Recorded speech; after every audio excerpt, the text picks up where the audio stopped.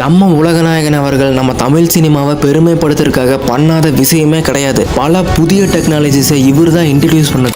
Kamal sir வந்து Idol மட்டும் இல்லை, இது ஐ மீன் என்னோட ஃப்ரெண்டெல்லாம் நான் சொல்ல முடியாது. அவர் வந்து நம்ம வந்து ஃப்ரெண்டாக யோசிக்கிறது வந்து தப்பு. அவர் நான் அவரோட பெரிய தீவிர ரசிகன், பக்தன்னு கூட சொல்லலாம். அவர் நடிப்பு மாதிரி. ஆனால் இப்போ அவரை பெருமைப்படுத்தக்கூடிய விதமாக ஆஸ்கர் விருதுகளை கொடுக்குற IANS டீம் அதில் மெம்பராக ஜாயின் பண்ணுறதுக்காக நம்ம கமல்ஹாசனை ரிக்வெஸ்ட் பண்ணியிருக்காங்க. திரைத்துறையில குறிப்பிட்ட பங்களிப்பை கொடுத்ததுக்காக இந்த ஆஃபரை கமல்ஹாசனுக்கு ஆஸ்கர் டீம் கொடுத்திருக்காங்க.